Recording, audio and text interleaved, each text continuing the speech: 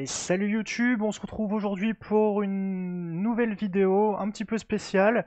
Pas de jeu, pas de gameplay aujourd'hui. On va parler d'une mise à jour qui me tient plutôt à cœur, car c'est la dernière mise à jour de New World. Donc New World, qu'est-ce que c'est?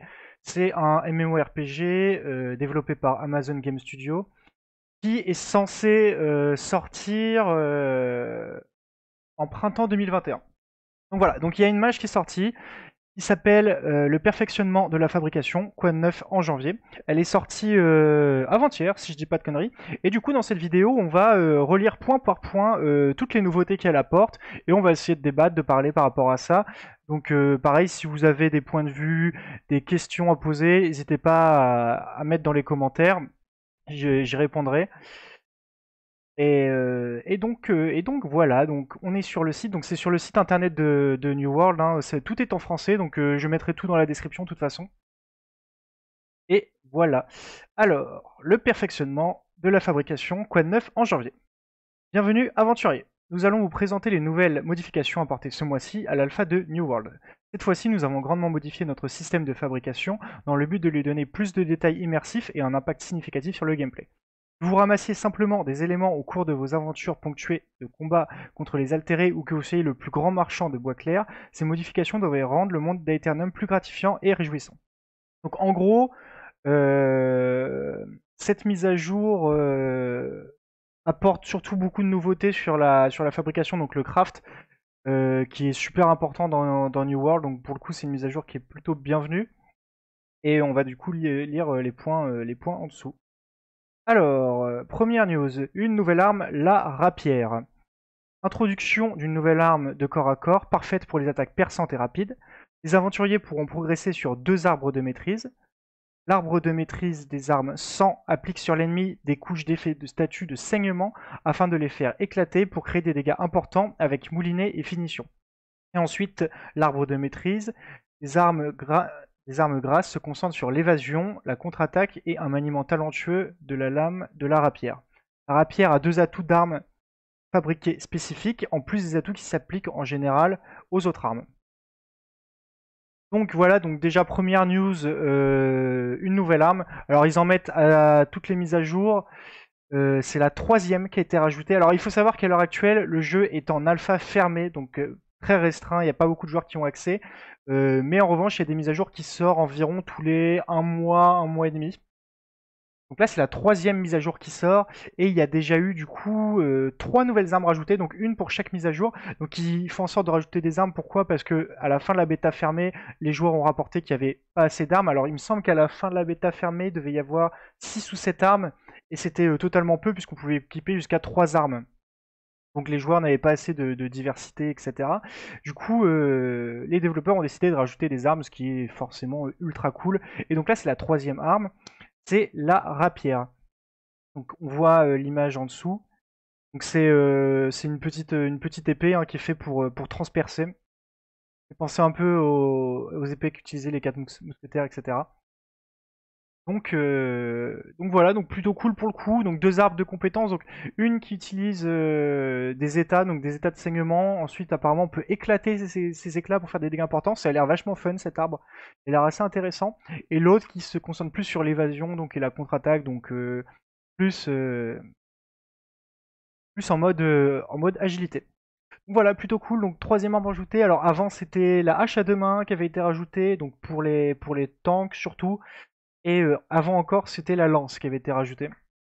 Donc voilà, donc très bon point. La rapière, de toute façon, on veut encore des nouvelles armes, hein, alors là, on va bientôt être sur 10 armes, je pense, en tout. Je pense on peut encore avoir des nouvelles armes d'ici la sortie du jeu. Donc quête légendaire liée à la rapière. Vous pouvez également lancer une grande quête à la recherche de la légendaire rapière que l'on appelle la complainte gelée. Pour se lancer dans cette quête dès le niveau 60, donc le niveau max, hein, les aventuriers peuvent parler au pisteur Erat dans le raidillon montagneux à la montagne du Haut-Chaos. Repérez les éléments nécessaires pour fabriquer la complainte gelée que vous livrerez ensuite à la pisteuse Madaki à Oménil. Donc il faut savoir que pour chaque arme, il y a une quête légendaire. À chaque fois qu'une arme est sortie, il y a eu cette quête légendaire qui est sortie avec. Donc la quête légendaire se lance que au niveau 60, donc pour l'instant j'ai pas du tout pu tester cette feature. Mais Et du coup, c'est plutôt cool, hein. Alors après, ça reste à savoir, est-ce que la complainte gelée sera la rapière la plus puissante du jeu, ou est-ce qu'il y aura quand même moyen de crafter des rapières qui sont plus puissantes? Bah, ça serait quand même bien, parce que ça serait quand même bien pourri que tout le monde ait la même arme. Donc voilà pour la rapière. Bon, on s'en doutait de toute façon. On a vu des images sortir sur Twitter il y a un peu moins d'une semaine avec une sorte de mini-tease, avec une petite histoire, etc. Donc moi je savais personnellement qu'il y avait déjà une nouvelle arme rajoutée. Du coup je savais aussi que, que cette mise à jour allait suivre derrière. Je pensais qu'elle allait sortir un peu plus tard. Je pensais plus qu'elle allait sortir fin janvier, début février. Mais au final elle est sortie assez tôt, donc c'est plutôt cool. Donc voilà pour l'arme. Donc là on a un petit screen, de toute façon on voit bien à gauche, hein. Hop. Moi perso, c'est pas une arme qui m'intéresse spécialement. De toute façon, je pense que je vais tester toutes les armes, hein, mais ça m'intéresse pas spécialement. Alors, modification apportée au système de fabrication. Donc voilà ce qui nous intéresse. Là, c'est un peu le gros pavé de cette mise à jour, c'est la fabrication. Nous avons introduit des changements de taille pour augmenter le nombre d'éléments que les joueurs peuvent fabriquer et pour ajouter des fonctionnalités au système de fabrication. Le but est que la fabrication et l'exploitation restent intéressantes jusqu'à la fin du jeu, tout en ajoutant au système de fabrication plus de complexité, une nouvelle interface et des choix plus intéressants. Donc là, que du good pour le coup. Donc on a une petite image, je ne sais pas si on peut l'agrandir, a priori non. On a une petite image, on va faire comme ça. C'est pas très net, hein, mais on a une petite image de ce qu'est l'interface. Donc la nouvelle interface, donc ça c'est vraiment un testing game parce qu'en screen on peut pas trop s'en rendre compte. Mais ça a l'air propre. Ça a l'air propre déjà qu'en plus je trouvais que l'interface de New World était super propre dès la bêta d'août. Et là c'est encore amélioré donc let's go, hein. Alors, remarque, la localisation de l'interface utilisateur a lieu pendant la phase de test. Donc là pendant l'alpha qui est fermée. Mécanisme de fabrication. Ajout d'éléments mythiques, donc vous noterez ça a son importance, qui peuvent être fabriqués pour la plupart des métiers. Ces éléments commencent au palier 2, donc au T2, et peuvent aller jusqu'au palier 5, donc le T5. L'idée est de rendre la fabrication encore plus intéressante en fin de jeu. Donc là pour moi, les éléments mythiques c'est un peu flou, on ne sait pas trop ce que c'est, si c'est des objets qui sont au-dessus les objets légendaires, si c'est carrément une autre catégorie d'objets plus difficiles à crafter avec son T1 à T5. Donc je sais pas encore trop ce que c'est, les éléments mythiques, faut voir en jeu. Introduction d'une variété de ressources et d'ingrédients rares nécessaires à la fabrication d'éléments mythiques. Donc, a priori, ça serait des objets plus difficiles à craft et donc plus intéressants au niveau des stats. Certains de ces ingrédients rares peuvent aussi entrer dans la fabrication par procédure afin d'obtenir des bonus de score d'équipement. Introduction de catégories d'ingrédients, ce qui permet aux joueurs de substituer aux ingrédients plutôt que d'en utiliser un spécifique. Différents éléments seront ainsi faciles à fabriquer. Pour le moment, cela concerne les éléments les nécessaires de réparation, certaines recettes de cuisine et la fabrication par procédure. En gros, ils disent que les crafts seront plus faciles à faire. Par exemple, il y aura possibilité de faire des crafts avec différents objets. Pas tout le temps le même objet. Par exemple, on va demander un pierre et un bout de bois. Et bon, on va pouvoir changer ce bout de bois par une feuille. Je dis n'importe quoi, mais c'est un exemple.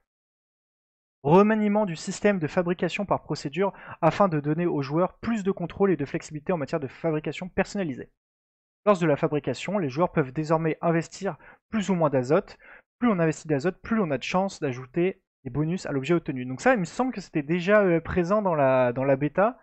On pouvait mettre de l'azote justement pour avoir de meilleurs stats, pour espérer de meilleurs stats. Donc pour le coup, je pense que c'était déjà le cas. Alors je vois pas le changement qu'il y a par rapport à ça. Les joueurs peuvent désormais utiliser différents matériaux d'une même catégorie, mais de paliers plus ou moins élevés. Par exemple, différents paliers de bois pour la fabrication d'une épée, afin d'augmenter ou de diminuer le score d'équipement final. Ça c'est plutôt cool. Plus on utilise de matériaux de qualité rare, et bah plus l'objet sera pété à la fin, donc c'est cool aussi. La fabrication par procédure peut aussi donner naissance à un objet mythique si les statistiques du résultat sont identiques à celles d'un objet mythique en jeu. Ça c'est pareil, c'est encore un peu flou. J'attends à voir ce que va donner les objets mythiques. Pour l'instant, on peut pas trop comprendre ce qui se passe. Ajout de nouvelles manières de débloquer des recettes. Chaque recette d'artefact permettra à un joueur de ne fabriquer qu'un seul élément. De plus, les joueurs pourront débloquer définitivement cette recette. Donc, dès qu'on a une recette, on la débloque définitivement. Par contre, ça permet de faire qu'une seule recette, quoi. Ça, je pense, c'est surtout pour les recettes de cuisine, etc. Tous les métiers sont désormais plafonnés à 200 afin d'harmoniser la progression de l'exploitation, de la transformation et de la fabrication.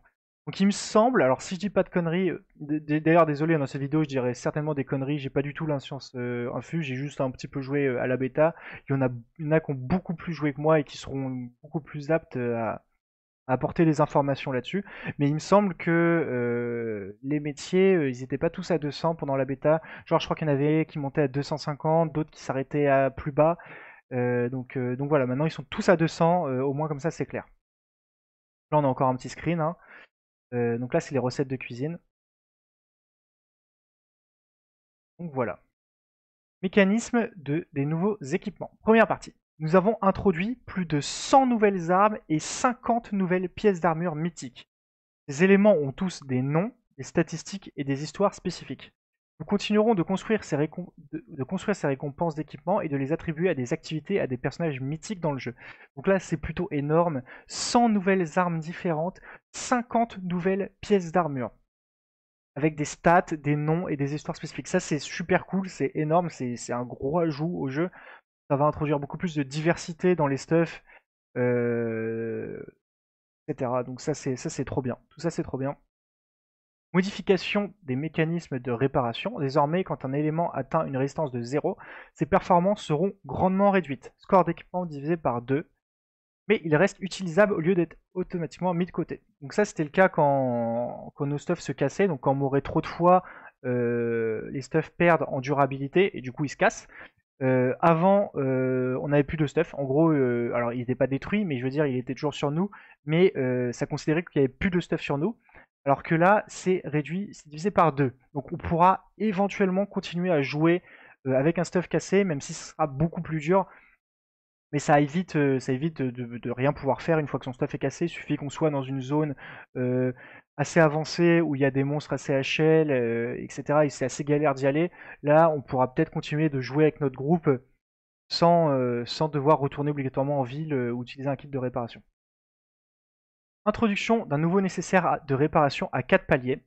Les nécessaires de réparation réparent tout élément de palier correspondant. Donc ça va être des kits de réparation. Alors je sais plus s'il y en avait déjà dans la bêta, mais il me semble qu'on pouvait que réparer au forgeron dans la bêta. Là, pour le coup, ça va vraiment être des kits à emporter avec soi. Donc, quand on part faire des grosses expéditions, on emporte plusieurs kits et on pourra réparer du coup son stuff directement là-bas. Ajout d'une recette nécessaire de réparation à de nombreux métiers de fabrication.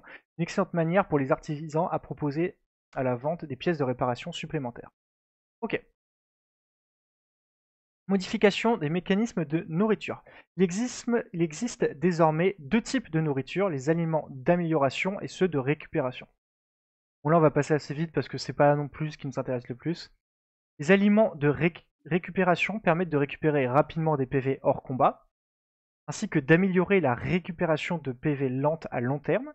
Les aliments d'amélioration fournissent une amélioration du gameplay et une récupération de santé lente à long terme, mais pas de récupération immédiate. Donc en gros, les aliments de récupération, ça va être pour récupérer de la vie, et les aliments d'amélioration, ça va surtout être pour se buffer, augmenter l'attaque, augmenter sa vitesse, etc. Ça va être des petits buffs comme ça. Ajout d'éléments de nourriture qui amélioreront différentes combinaisons de caractéristiques. Désormais, les améliorations obtenues grâce à la nourriture résistent à la mort.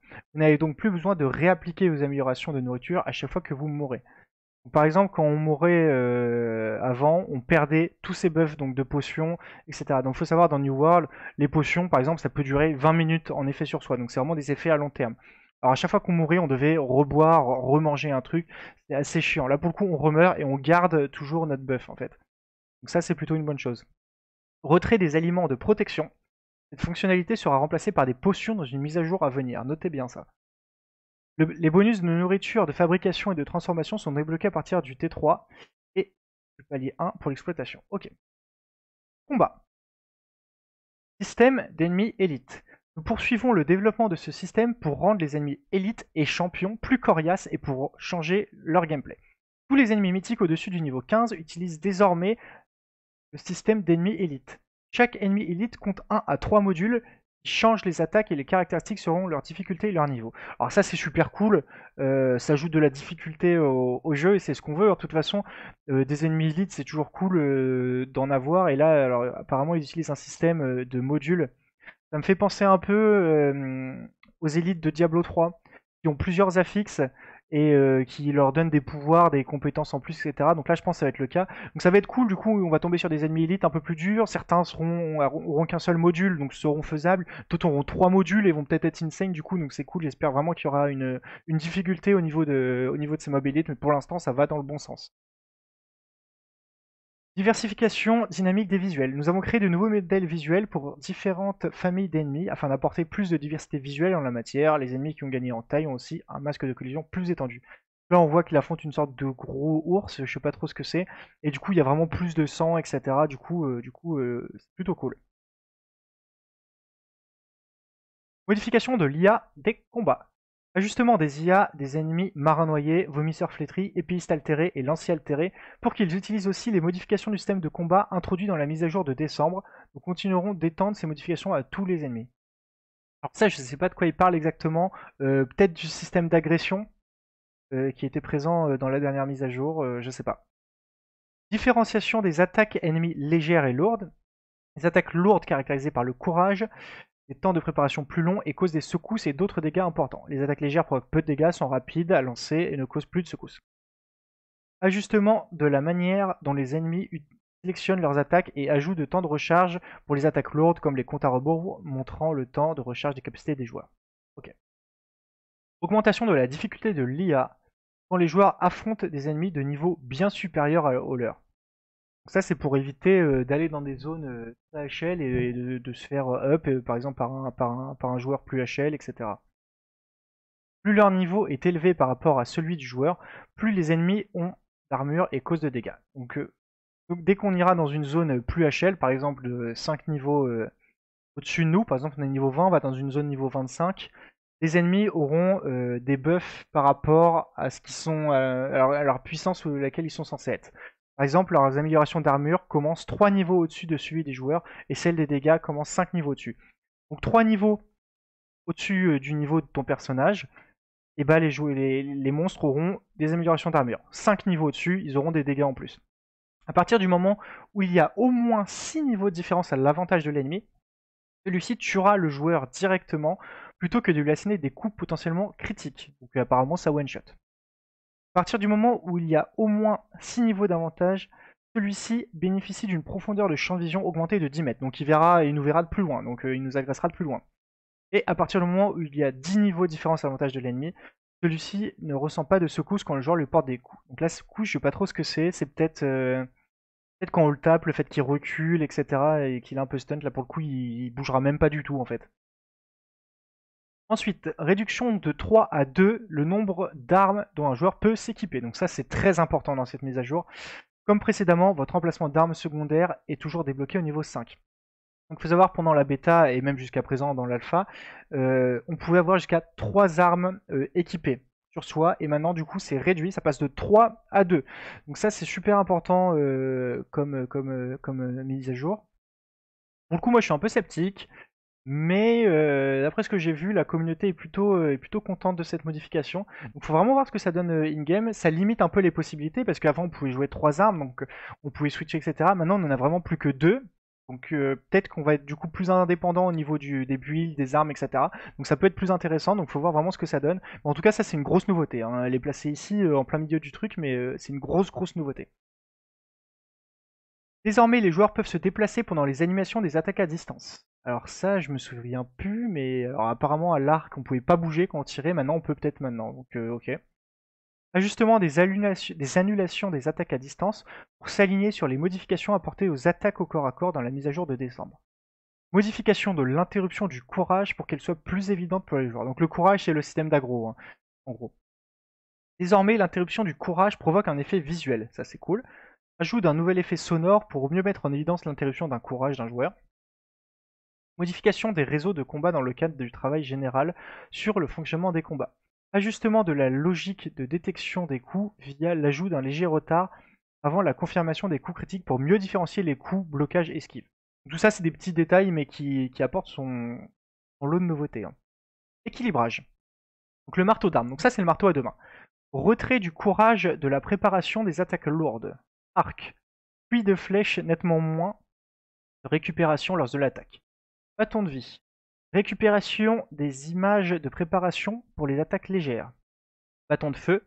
Réduction des images de préparation pour les attaques légères. Ok. On a bientôt fini, on est sur la fin.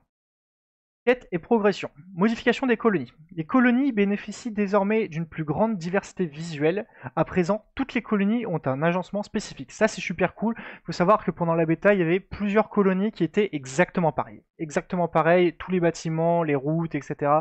Tout était exactement pareil. Ils ont dit dans les dernières mages qu'ils allaient travailler là-dessus. Pour le coup, c'est fait. Toutes les colonies sont maintenant différentes, d'après ce que je comprends, hein. Donc les postes de fabrication bénéficient maintenant d'améliorations visuelles à chaque nouveau palier, ce qui permet aux joueurs de repérer plus facilement les niveaux de poste de chaque colonie. Donc ça c'est super cool, hein. Alors quand on contrôle une colonie, on peut up les postes de fabrication. Donc les postes de fabrication c'est quoi? C'est la forge, la menuiserie, la cuisine, etc. Du coup, quand on l'up, ça va vraiment changer de visuel. Donc au début, il y aura vraiment peut-être une vieille petite tente ou je sais pas quoi, et après ça se construira vraiment, il y aura un gros truc bien stylé. Donc ça c'est cool. Là, de toute façon, on a une petite image, voilà. Donc là, ouais, c'est T1, là c'est T2, c'est un peu plus poussé, là c'est T3, donc là c'est stylé, là c'est T4, c'est méga stylé. Donc voilà. Là, une petite image d'une colonie, alors je sais pas laquelle c'est celle-là. Là, on voit quelques petits screens, ça c'est trop stylé. Ça, juste trop stylé. Il me semble que ça y était pas, alors c'est peut-être la ville de River Creek, non, c'est pas River Creek ça. Ça c'est une nouvelle, hein. Ça c'est une nouvelle ville, il y avait pas avant. Donc trop stylé, juste trop stylé. L'ambiance est folle. Donc voilà. Amélioration des quêtes. De nombreux ajustements et aménagements ont été apportés pour une meilleure fluidité de la progression entre le début du jeu et l'acquisition des tourments altérés. Le tourment altéré, il me semble que c'est une sorte de bâton, je crois, ou un truc comme ça pour faire les failles des altérés. Donc en gros, c'est les quêtes qui ont été modifiées sur le début du jeu. Les dialogues de toutes les quêtes existantes ont été mis à jour afin d'améliorer les PNJ et les instructions. De nombreuses zones ont vu leurs quêtes restructurées pour améliorer la fluidité de la narration et les butins génériques remplacés par de nouveaux objets capables d'interaction. Donc ça c'est plutôt cool, sachant que pendant la bêta, les quêtes avaient été beaucoup critiquées parce que c'était tout le temps pareil, c'était toujours aller tuer 8 flétries et aller récolter des coffres. Pour le coup, les quêtes ont été restructurées, on va voir s'il y a des nouveaux objectifs, pardon. On verra bien. En tout cas c'est plutôt cool. Jeu en groupe. Nous avons modifié le fonctionnement de l'expérience acquise en groupe pour faciliter ce mode de jeu. Dès qu'un groupe cause 15% de dégâts à une créature, tous ses membres reçoivent de l'expérience et une chance de récupérer un butin. Les membres du groupe devront répondre à certains critères pour être récompensés. Lancer des actions telles des dégâts, des soins, des blocages dans les 2 dernières minutes, important ça, et se trouver dans un certain rayon autour de la créature tuée. Remarque, spécialiste du combat à distance, n'ayez crainte, la distance que nous vous avons retenue est bien supérieure à celle à la portée des attaques normales. Ok, donc ça c'est assez important, hein, c'est pour l'XP de groupe, etc. Ajustement de la quantité d'expérience gagnée quand un ennemi est tué par un groupe. Auparavant, tous les joueurs recevaient le maximum d'expérience possible dans chaque cas. Désormais, cette quantité sera ajustée selon le nombre de groupes et de joueurs qui les composent. Cette modification est due au fait que les monstres les monstres sont plus faciles à battre quand on joue au sein d'un groupe. Forcément, on est plus, du coup, il y a plus de DPS. Action et territoire. Ajustement des valeurs en vue d'une importante fonctionnalité à venir donnera de nouveaux avantages aux membres d'une compagnie et à tous les membres d'une faction qui détient un territoire. Donc ça c'est super cool, de toute façon il faut donner des avantages à tous ceux qui contrôlent un territoire pour tout simplement donner une importance au territoire. Plus les territoires sont importants, plus il y aura de guerres et plus le jeu vivra en fait. Baisse à 30% des réductions des impôts des membres d'une compagnie dans un territoire qu'ils possèdent. Ça, c'est super cool. Parce qu'il faut savoir qu'il y a des impôts qui sont mis en place dans les villes. Quand, par exemple, on craft, on paie des impôts avec notre argent, en fait, en fonction du pourcentage qu'ont mis la guilde qui contrôle le territoire. Donc là, pour le coup, ceux qui contrôlera le territoire et qui feront des crafts dans leur territoire auront 30% de moins à payer. Donc c'est cool. Baisse à 20% de réduction du coût du logement des membres d'une compagnie dans un territoire qu'ils possèdent. Donc ça c'est pareil, on payera les logements moins chers. Baisse à 10% des bonus d'exploitation des membres d'une compagnie dans un territoire qu'ils possèdent. Ça c'est pareil, c'est cool. Et enfin on a quelques captures d'écran on va afficher. Donc là c'est le truc de l'alchimie. C'est pareil, c'est encore de l'atelier. Ça c'est le T4 qu'on a vu tout à l'heure. T4 ou T5, je sais pas. Ça c'est la nouvelle interface. Donc là on voit mieux. On voit mieux toutes les interfaces qu'on a vues tout à l'heure. Tiers Legendary, donc il y a vraiment des tiers maintenant pour les ressources. Le jeu a quand même bien évolué. Hein. Donc voilà, voilà pour cette petite mise à jour de janvier. Il y en aura sûrement une nouvelle. Je pense que ça sera fin février. Fin février, il y aura une nouvelle. J'espère qu'elle se concentrera plus sur le PVP parce qu'il y a eu très peu de modifications sur le PVP jusqu'à là. Ça serait bien qu'ils apportent beaucoup de modifications sur le PVP, qu'ils rajoutent du contenu en PVP, ça serait cool. Donc voilà pour cette mise à jour. Ce sera tout pour aujourd'hui. Donc n'hésitez pas à vous abonner à la chaîne YouTube. Je mettrai aussi tous mes réseaux sociaux dans la description. Donc Twitch, hein, moi je suis un streamer à la base, je suis pas du tout youtubeur. Donc Twitch, mon Discord, mon Twitter si vous voulez me suivre. N'hésitez pas, ça me permettrait de me soutenir et ça serait super cool. Et donc voilà pour cette vidéo. On se retrouve pour sûrement du Jurassic World, ça va continuer. On va se retrouver aussi pour du Star Wars Battlefront 2, une vidéo qui va sortir. Du coup voilà, n'hésitez pas aussi à me suivre du coup sur Twitch, comme je l'ai déjà dit. Je fais 80% de mon contenu là-bas. Sur YouTube, c'est juste les VOD et peut-être plus tard des best-of. Voilà, merci à tous d'avoir regardé cette vidéo et je vous dis à la prochaine. Ciao tout le monde.